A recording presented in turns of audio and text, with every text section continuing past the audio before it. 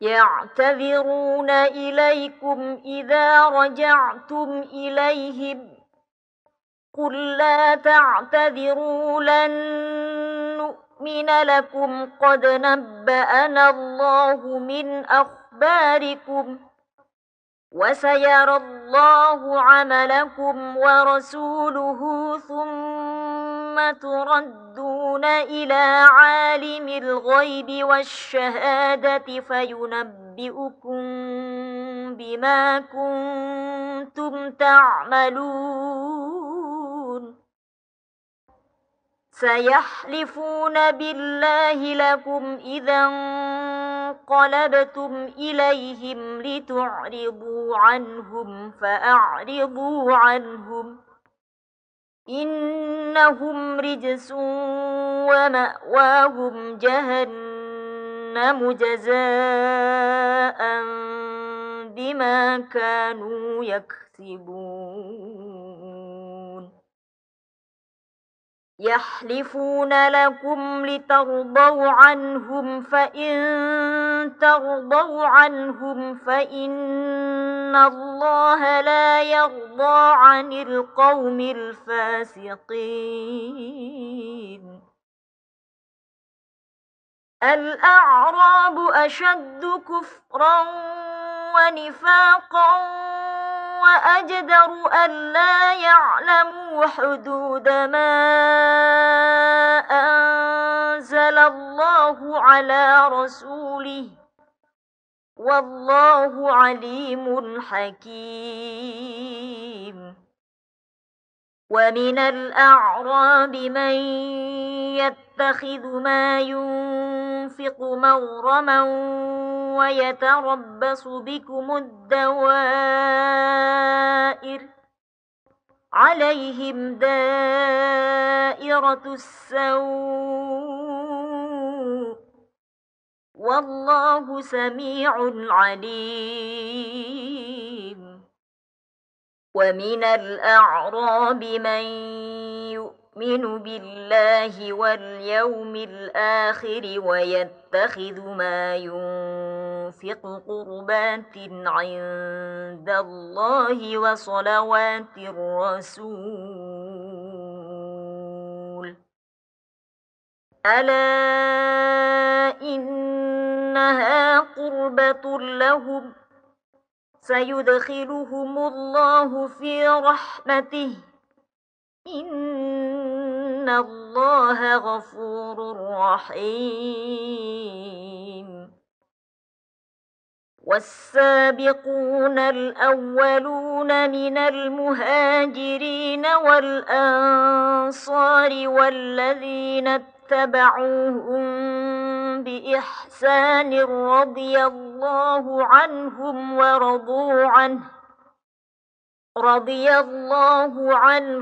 ورضوا عنه وأعد لهم جنات تجري تحتها الأنهار خالدين فيها أبدا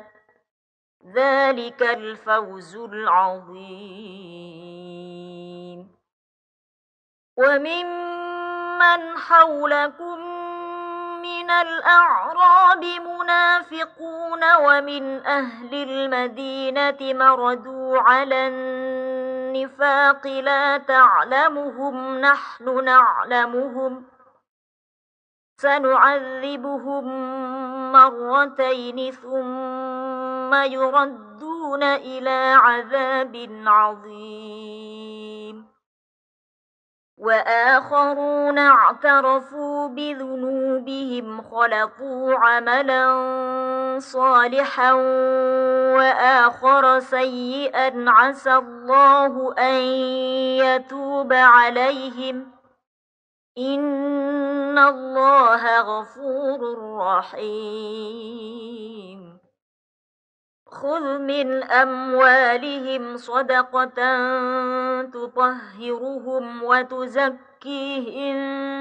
بها وصل عليهم إن صلاتك سكن لهم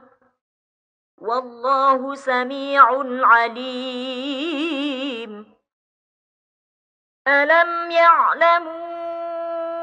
أن الله هو يقبل التوبة عن عباده ويأخذ الصدقات وأن الله هو التواب الرحيم وقل اعملوا فسيرى الله عملكم ورسوله والمؤمنون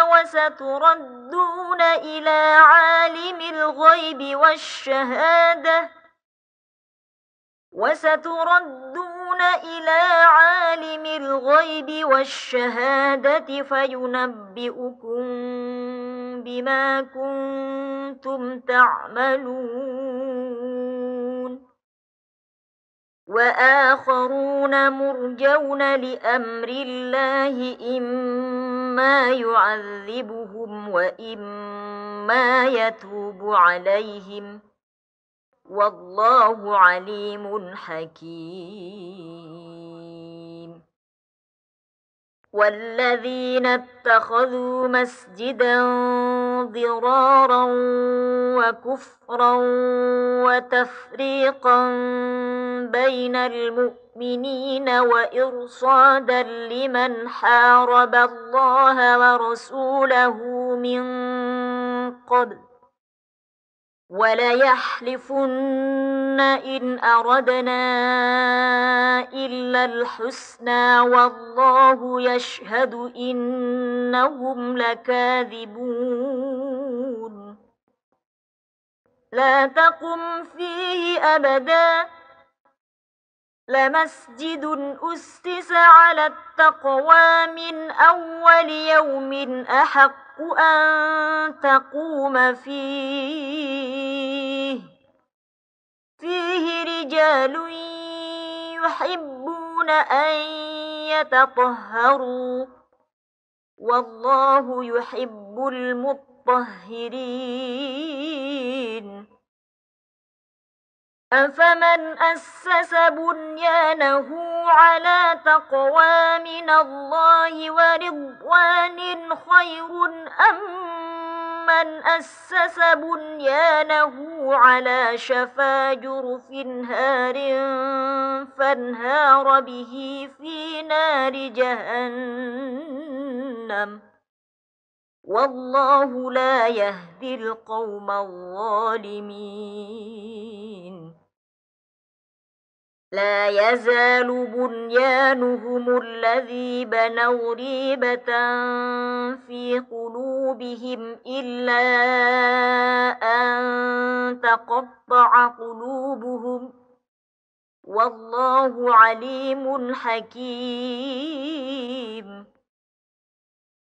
إن الله اشترى من المؤمنين أنفسهم وأموالهم بأن لهم الجنة يقاتلون في سبيل الله فيقتلون ويقتلون وعدا عليه حقا في التوراة والإنجيل والقرآن ومن أوفى بعهده من الله فاستبشروا ببيعكم الذي بايعتم به وذلك هو الفوز العظيم التائبون العابدون الحامدون السائحون الراكعون الساجدون الآمرون بالمعروف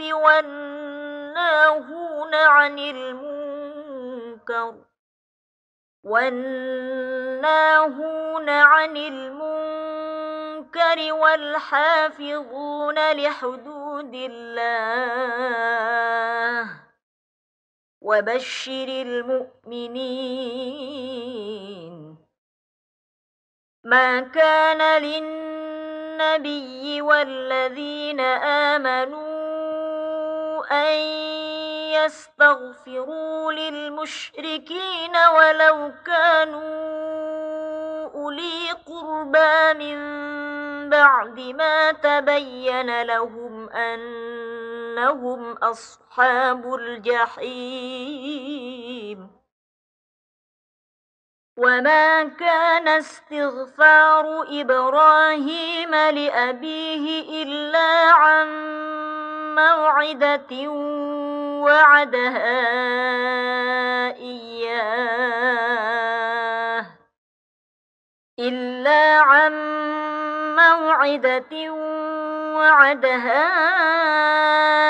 إياه فلما تبين له أنه عدو لله تبرأ منه إن إبراهيم لأواه حليم وما كان الله ليضل قوما بعد إذ هداهم حتى يبين لهم ما يتقون إن الله بكل شيء عليم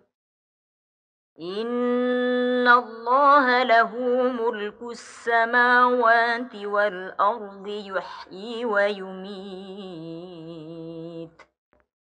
وما لكم من دون الله من ولي ولا نصير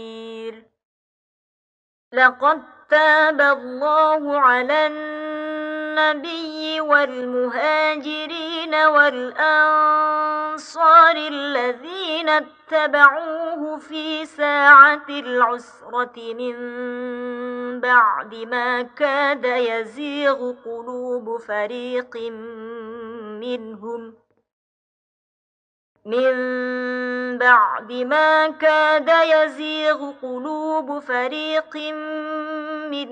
ثم تاب عليهم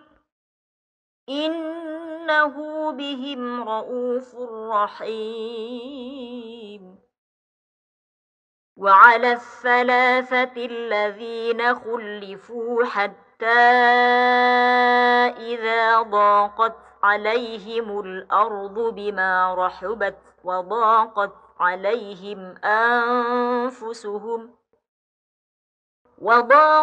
عليهم أنفسهم وظنوا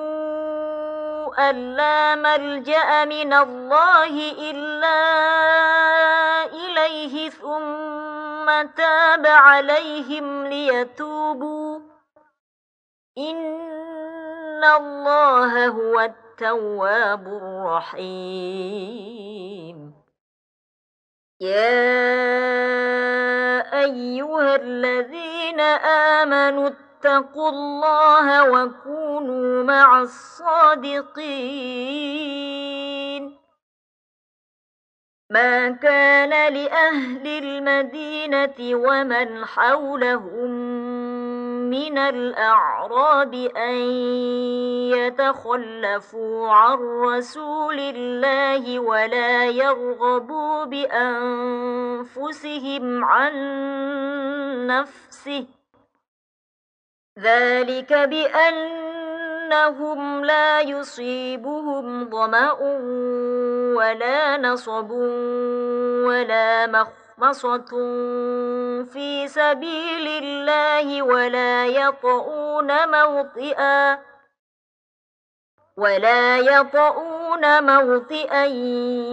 يغيظ الكفار ولا ينالون من عدو نيلا إلا كتب لهم به عمل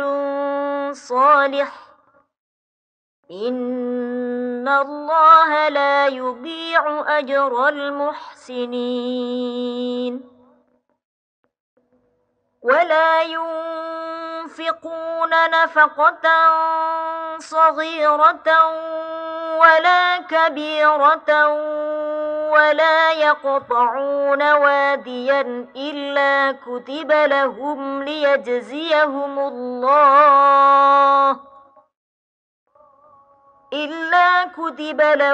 ليجزيهم الله أحسن ما كانوا يعملون. وما كان المؤمنون لينفروا كافة فلولا نفر من كل فرقة منهم طائفة ليتفقهوا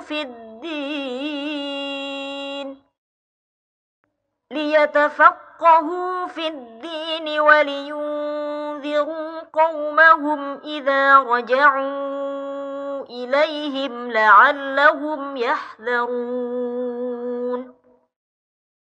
يا أيها الذين آمنوا قاتلوا الذين يلونكم من الكفار وليجدوا فيكم غلظة واعلموا أن الله مع المتقين. وإذا ما أنزلت سورة فمنهم من يقول أيكم زادته هذه إيمانا فأما الذين آمنوا فزادتهم إيمانا وهم يستبشرون. وأما الذين في قلوبهم مرض فزادتهم رجسا إلى رجسهم وماتوا وهم كافرون. أولا يرون أنهم يفتنون في كل عام مرة أو مرتين ثم لا يتوبون ولا هم يذكرون. وإذا ما أنزلت سورة نظر بعضهم إلى بعض هل يراكم من أحد ثم انصرفوا صرف الله قلوبهم بأنهم قوم لا يفقهون. لقد جاءكم رسول من أنفسكم عزيز عليه ما عنتم حريص عليكم بالمؤمنين رؤوف رحيم. فإن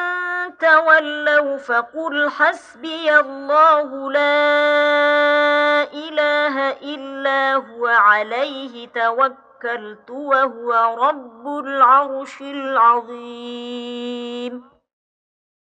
بسم الله الرحمن الرحيم. ألف لام را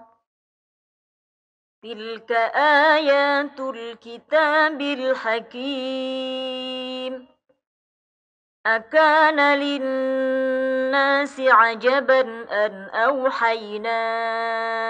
إلى رجل منهم أن أنذر الناس وبشر الذين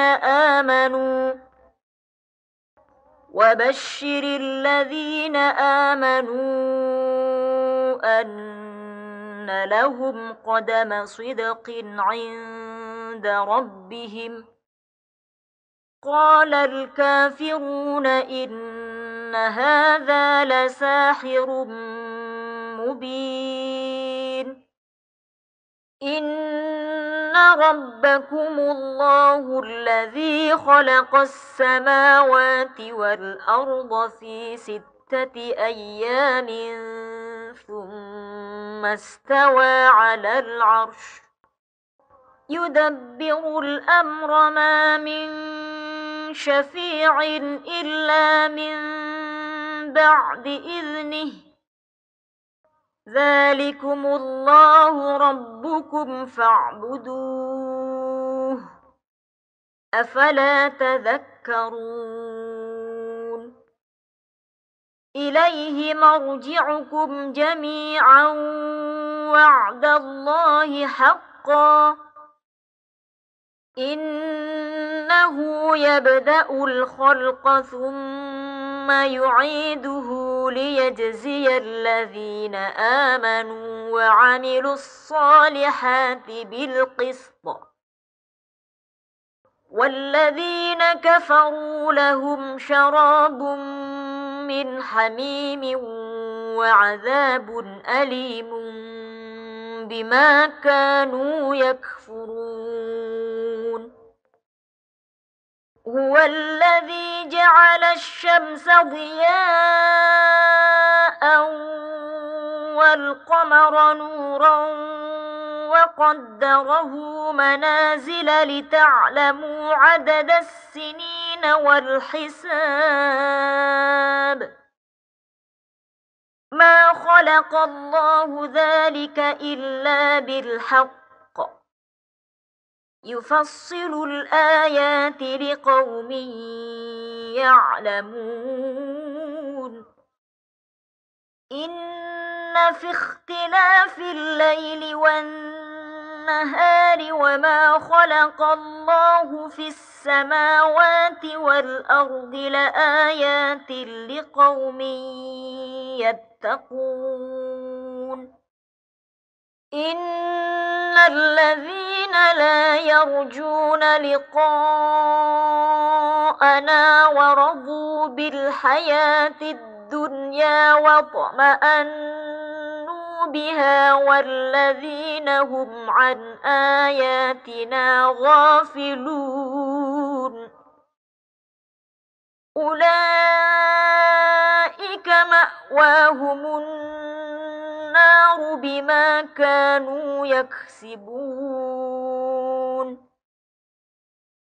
إن الذين آمنوا وعملوا الصالحات يهديهم ربهم بإيمانهم تجري من تحتهم الأنهار في جنات النعيم دعواهم فيها سبحانك اللهم وتحيتهم فيها سلام وآخر دعواهم أن الحمد لله رب العالمين ولو يعجل الله للناس الشر استعجالهم بالخير لقضي إليهم أجلهم فنذر الذين لا يرجون لقاءنا في طغيانهم يعمهون وإذا مس الإنسان الضر دعانا لجنبه أو قاعدا أو قائما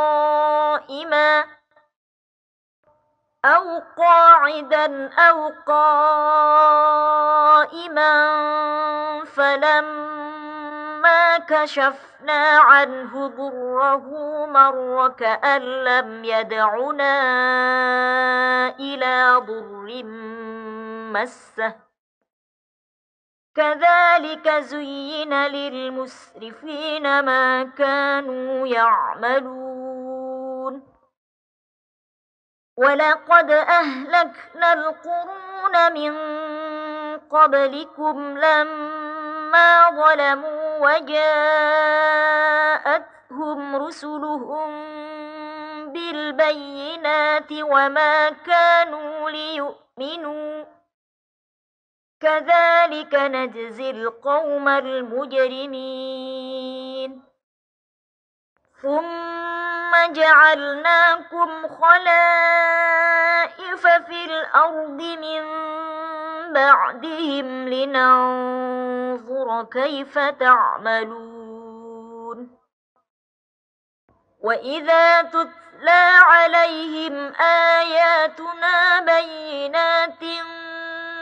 قال الذين لا يرجون لقاءنا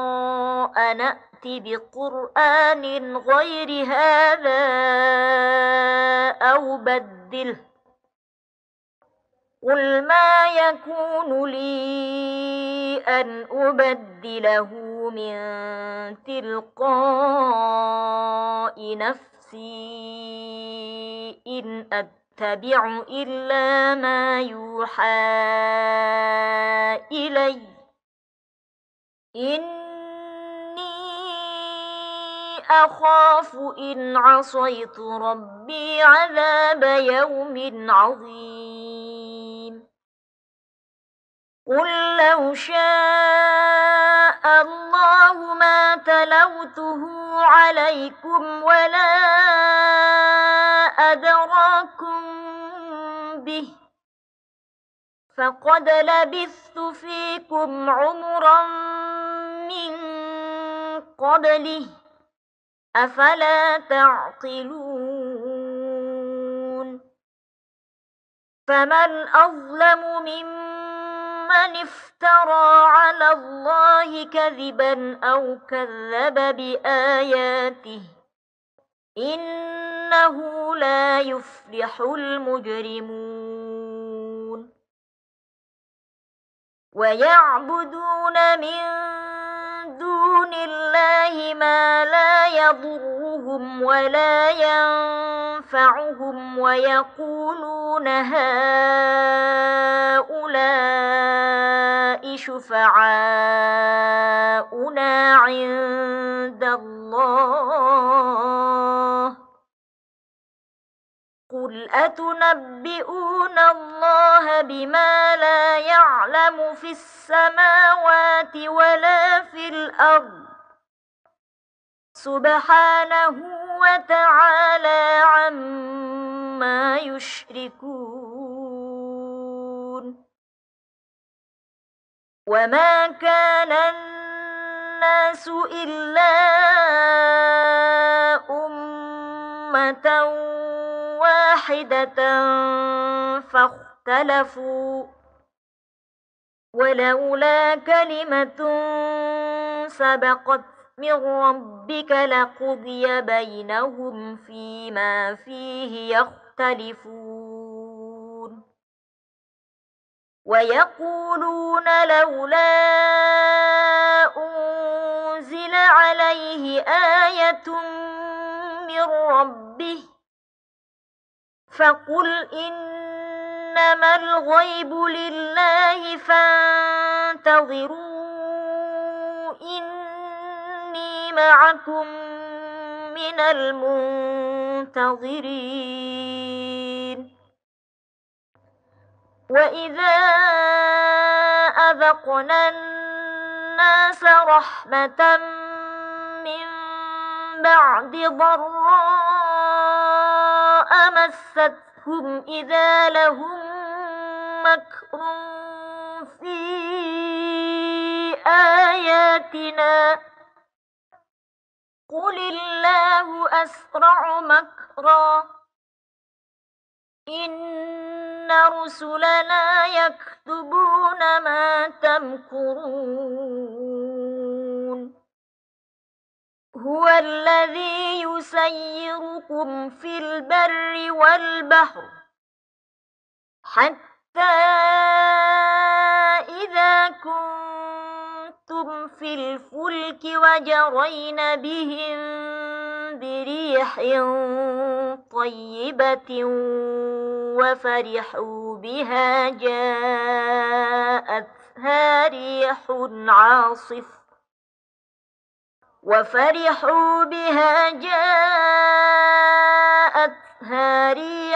عاصف وجاءهم الموج من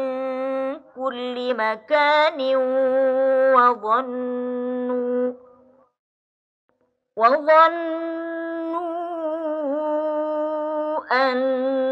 أنهم أحيط بهم دعوا الله مخلصين له الدين لئن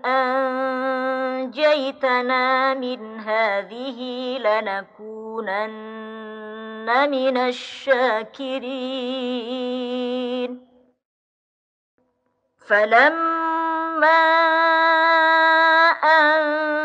أنجاهم إذا هم يبغون في الأرض بغير الحق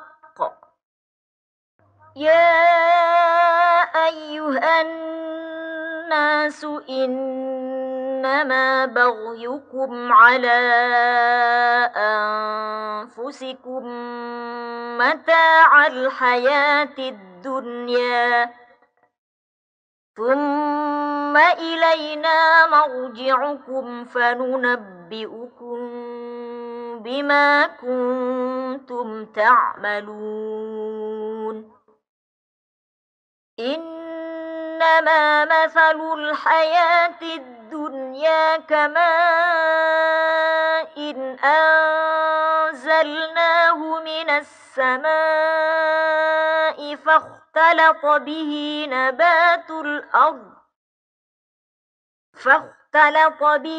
نبات الأرض مما يأكل الناس والأنعام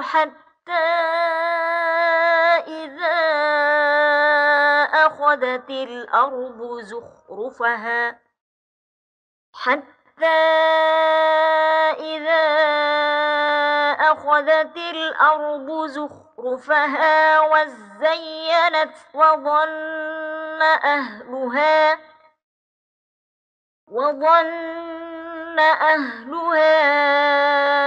أنهم قادرون عليها أتاها أمرنا ليلا أو نهارا فجعلناها حصيدا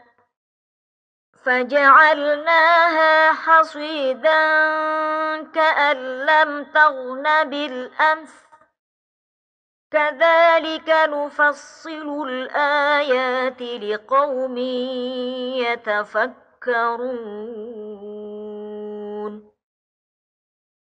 والله يدعو إلى دار السلام ويهدي من يشاء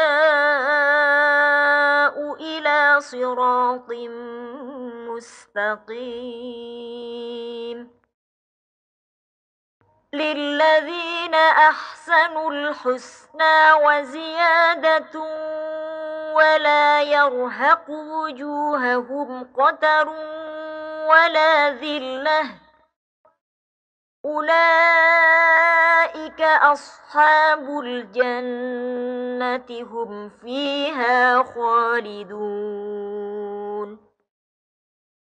والذين كسبوا السيئات جزاء سيئة بمثلها وترهقهم ذلة ما لهم من الله من عاصم كأنما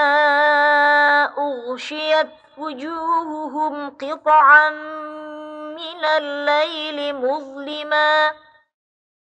أولئك أصحاب النار هم فيها خالدون ويوم نحشرهم جميعا ثم نقول للذين أشركوا مكانكم أنتم وشركاؤكم فزيلنا بينهم وقال شركاؤهم ما كنتم إيانا تعبدون فكفى بالله شهيدا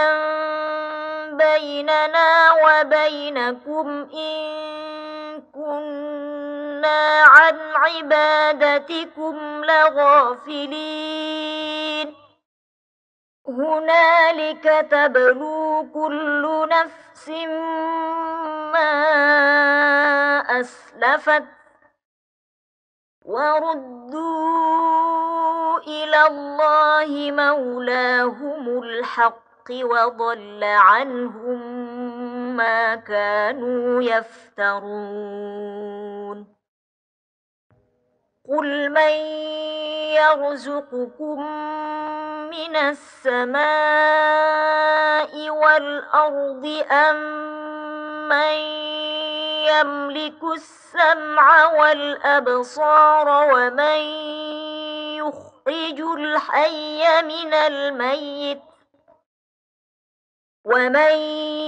يخرج الحي من الميت ويخرج الميت من الحي ومن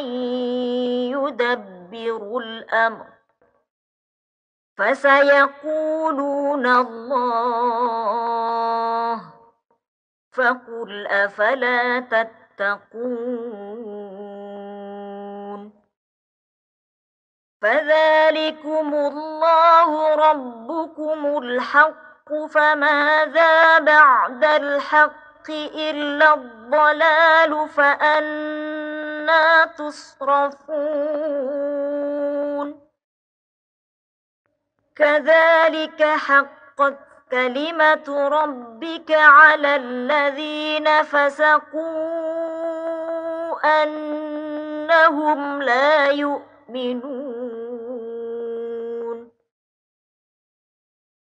قل هل من شركائكم من يبدأ الخلق ثم يعيده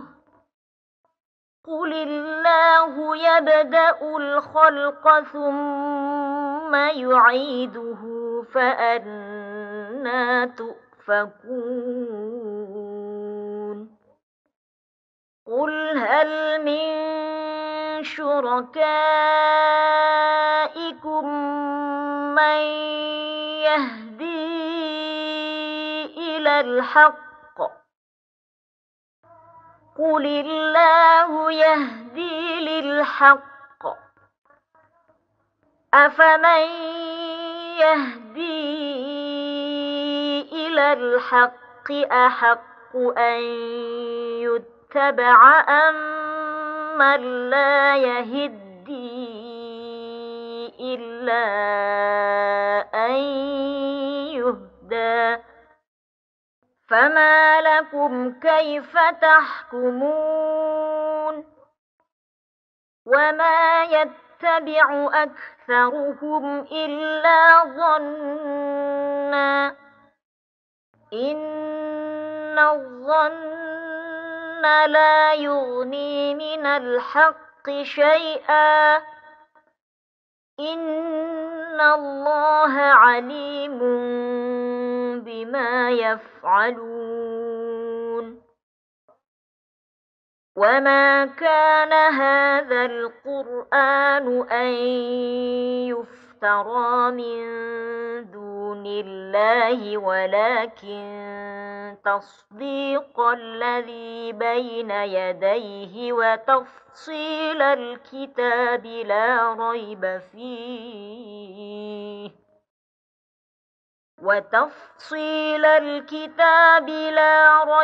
فيه من رب العالمين أم يقولون افتراه قل فأتوا بسورة مثله وادعوا من استطعتم من دون الله إن كنتم صادقين بل كذبوا بما لم يحيطوا بعلمه ولما يأتهم تأويله كذلك كذب الذين من قبلهم فانظر كيف كان عاقبة الظالمين ومنهم من يؤمن به ومنهم من لا يؤمن به وربك أعلم بالمفسدين وإن كذبوك فقل لي عملي ولكم عملكم أنتم بريئون مما أعمل وأنا بريء مما تعملون ومنهم من يستمعون إليك أفأنت تسمع الصم ولو كانوا لا يعقلون ومنهم من ينظر إليك أفأنت تهدي العمي ولو كانوا لا يبصرون إن الله لا يظلم الناس شيئا ولكن الناس أنفسهم يظلمون ويوم يحشرهم كأن لم يلبثوا إلا ساعة من النهار يتعارفون بينهم قد خسر الذين كذبوا بلقاء الله وما كانوا مهتدين وإما نرينك بعض الذي نعدهم أو نتوفينك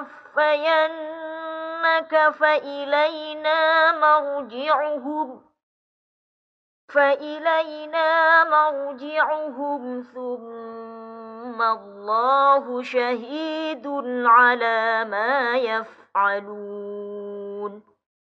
ولكل أمة رسول فإذا جاء رسولهم قضي بينهم بالقسط وهم لا يظلمون ويقولون متى هذا الوعد إن كنتم صادقين قل لا أملك لنفسي ضرا ولا نفعا إلا ما شاء الله لكل أمة أجل إذا جاء أجلهم فلا يستأخرون ساعة ولا يستقدمون قل أرأيتم إن أتاكم عذابه بياتا أو نهارا ماذا يستعجل منه المجرمون أثم إذا ما وقع آمنتم به الآن وقد كنتم به تستعجلون ثم قيل للذين ظلموا فذوقوا عذاب الخلد هل تجزون إلا بما كنتم تكسبون ويستنبئونك أحق هو قل إي وربي إنه لحق وما أنتم بمعجزين ولو أن لكل نفس ظلمت ما في الأرض لافتدت به وأسروا الندامة لما رأوا العذاب وقضي بينهم بالقسط وهم لا يظلمون ألا إن لله ما في السماوات والأرض ألا إن وعد الله حق ولكن أكثرهم لا يعلمون هو يحيي ويميت وإليه ترجعون يا أيها الناس قد جاءتكم موعظة من ربكم وشفاء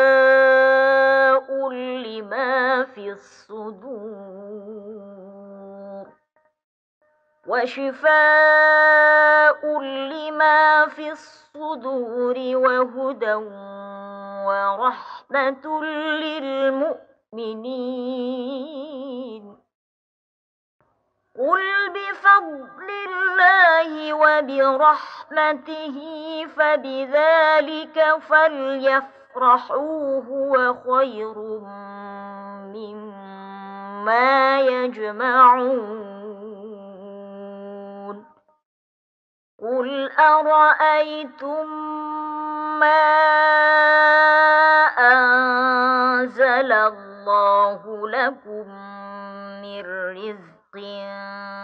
فجعلتم منه حراما وحلالا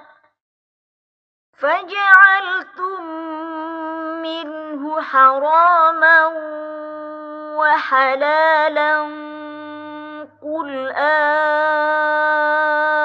الله أذن لكم أم على الله تفترون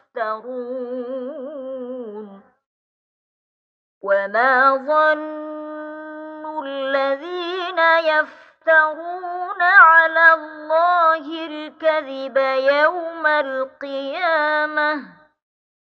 إن الله لذو فضل على الناس ولكن أكثرهم لا يشكرون وما تكون في شأن وما تتلو منه من قرآن ولا تعملون من عمل إلا كنا عليكم شهودا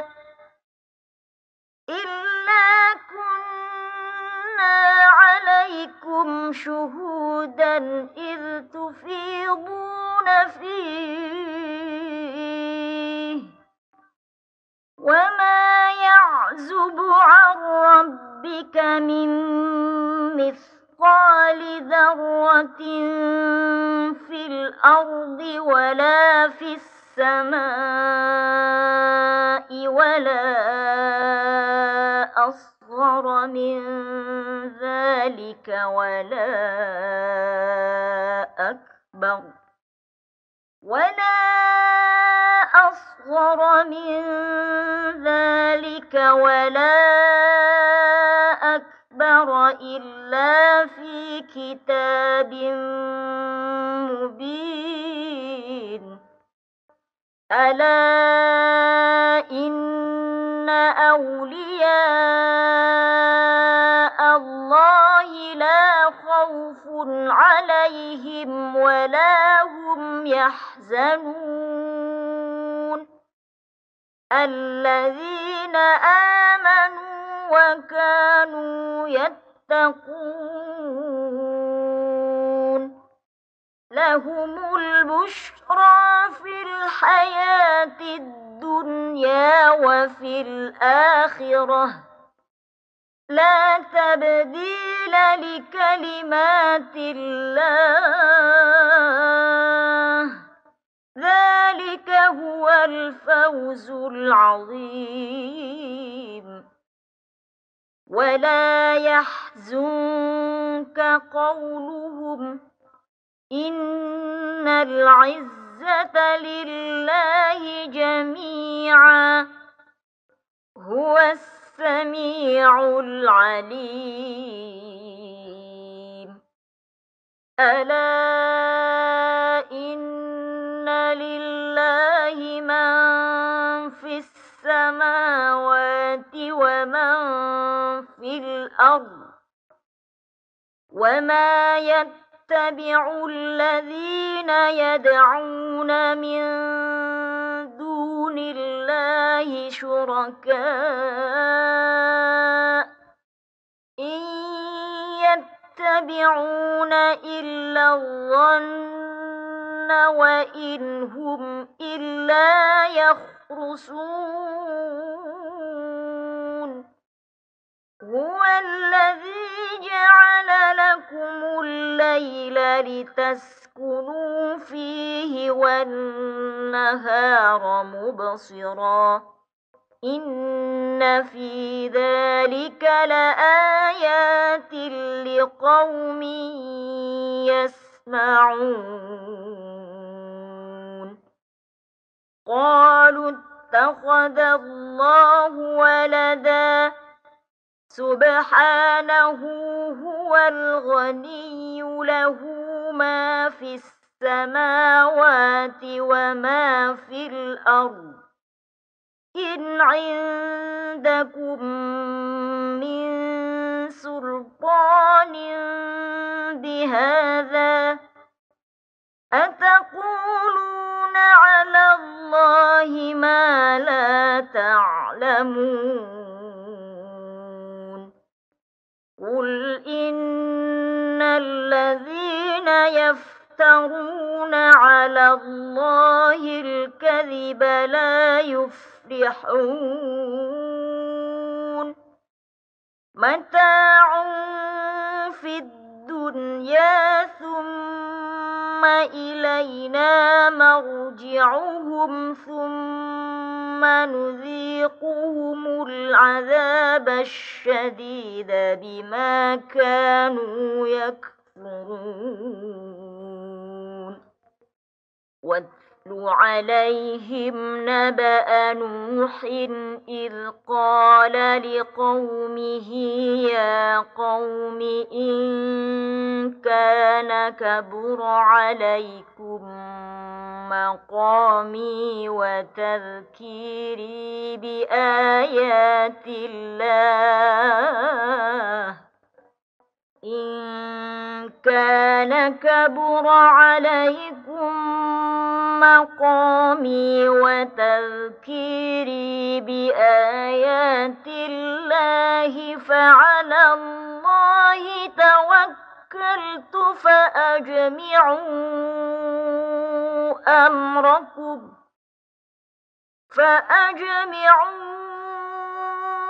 أمركم وشركاءكم ثم لا يكن أمركم عليكم غمة ثم قضوا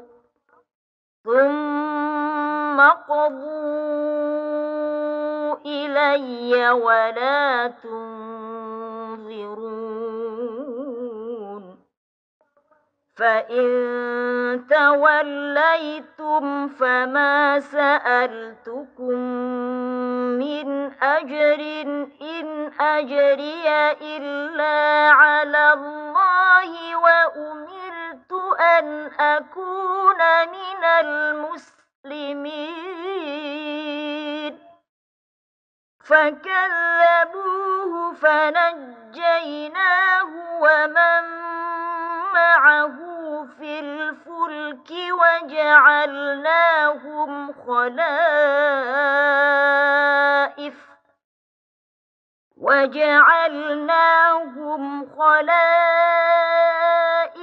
وأغرقنا الذين كذبوا بآياتنا فانظر كيف كان عاقبة المنذرين ثم بعثنا من بعده رسلا إلى قومهم فجاءوهم بالبينات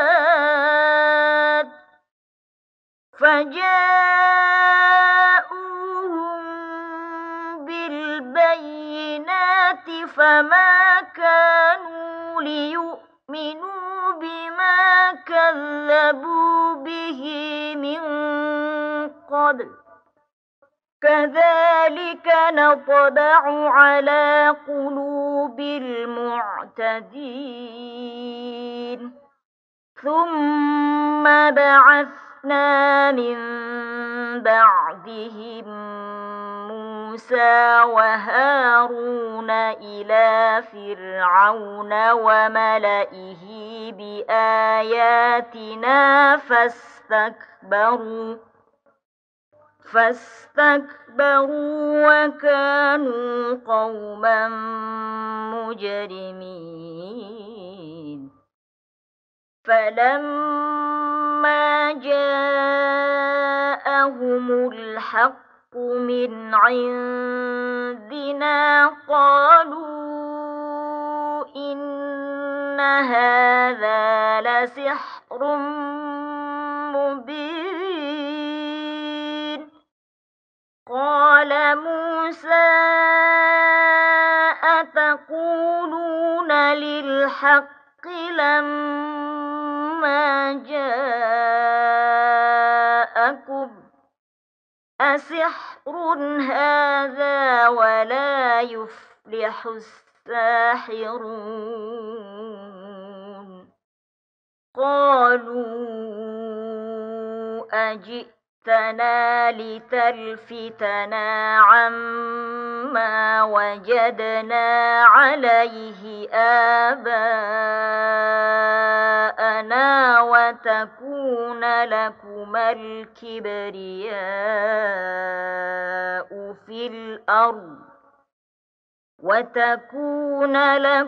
الكبرياء في الأرض وما نحن لكما بمؤمنين وقال فرعون ائتوني بكل ساحر عليم فلما جاء السحرة قال لهم موسى ألقوا ما أنتم ملقون فلما ألقوا قال موسى ما جئتم به السحر إن الله سيبطله إن الله لا يصلح عمل المفسدين ويحق الله الحق بكلماته ولو كره المجرمون فما آمن لموسى إلا ذرية من قومه على خوف من فرعون وملئهم أن يفتنهم وإن فرعون لعال في الأرض وإنه لمن المسرفين وقال موسى يا قوم إن كنتم آمنتم بالله فعليه توكلوا إن كنتم مسلمين فقالوا على الله توكلنا ربنا لا تجعلنا فتنة للقوم الظالمين ونجنا برحمتك من القوم الكافرين وأوحينا إلى موسى وأخيه أن تبوأ لقومكما بمصر بيوتا وجعلوا بيوتكم قبلة وأقيموا الصلاة وبشر المؤمنين وقال موسى ربنا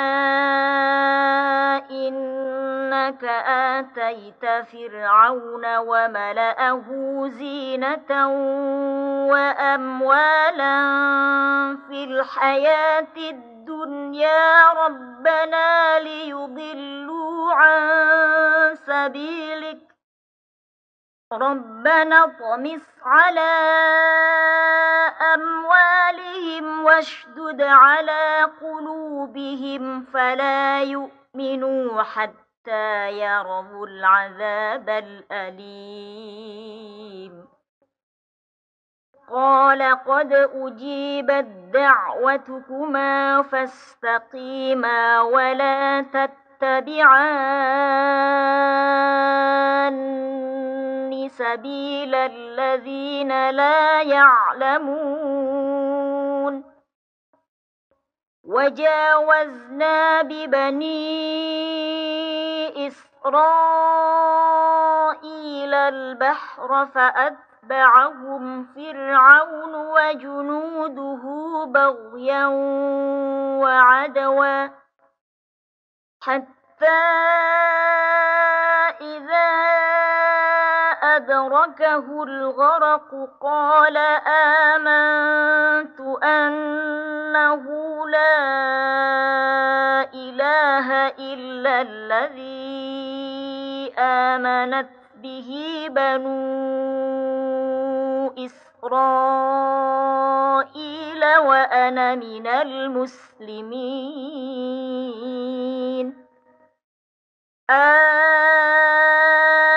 الآن وقد عصيت قبل وكنت من المفسدين فاليوم ننجيك ببدنك لتكون لمن خلفك آية وإن كثيرا من الناس عن آياتنا لغافلون ولقد بوأنا بني إسرائيل مبوأ صدق ورزقناهم من الطيبات فما اختلفوا حتى جاءهم العلم إن ربك يقضي بينهم يوم القيامة فيما كانوا فيه يختلفون فإن كنت في شك مما أنزلنا إليك فاسأل الذين الذين يقرؤون الكتاب من قبلك لقد جاءك الحق من ربك فلا تكونن من الممترين ولا تكونن من الذين كذبوا بآيات الله فتكون من الخاسرين إن الذين حقت عليهم كلمة ربك لا يؤمنون ولو جاءتهم كل آية حتى يروا العذاب الأليم فلولا كانت قرية آمنت فنفعها إيمانها إلا قوم يونس لما آمنوا كشفنا عنهم عذاب الخزي في الحياة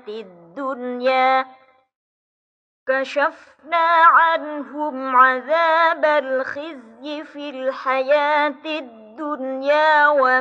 ومتعناهم إلى حين ولو شاء ربك لآمن من في الأرض كلهم جميعا أفأنت تكره الناس حتى يكونوا مؤمنين وما كان لنفس أن تؤمن إلا بإذن الله ويجعل الرجس على الذين لا يعقلون قل انظروا ماذا في السماوات والأرض وما تغني الآيات والنذر عن قوم لا يؤمنون فهل ينتظرون إلا مثل أيام الذين خلوا من قبلهم قل فانتظروا إني معكم من المنتظرين ثم ننجي رسلنا والذين آمنوا كذلك حقا علينا ننجي المؤمنين قل يا أيها الناس إن كنتم في شك من ديني فلا أعبد الذين تعبدون من دون الله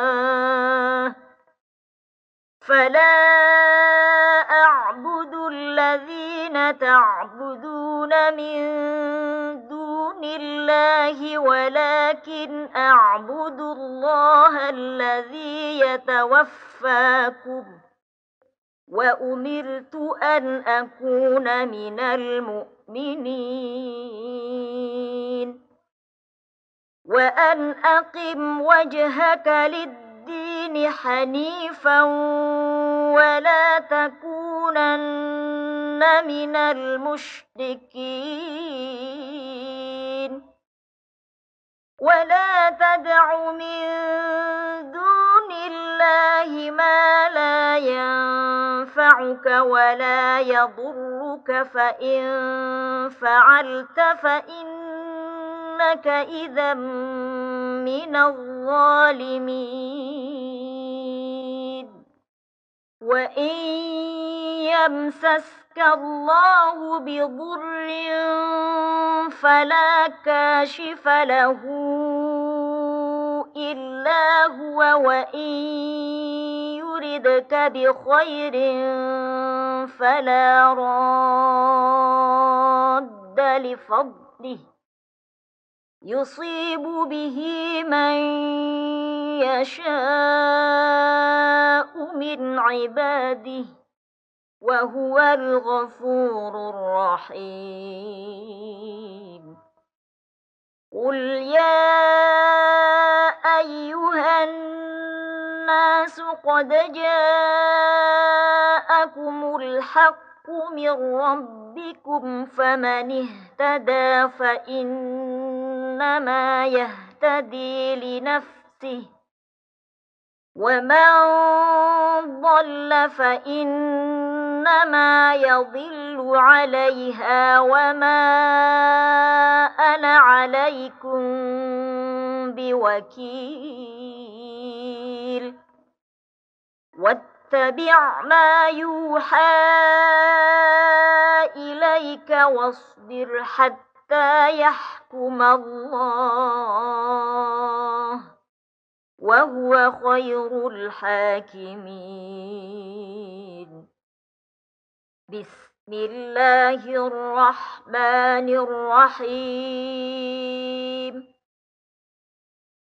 ألف لام را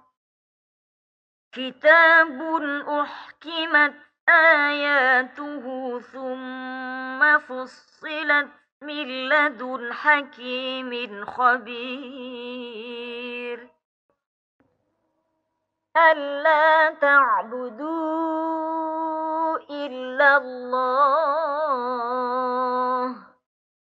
إنني لكم منه نذير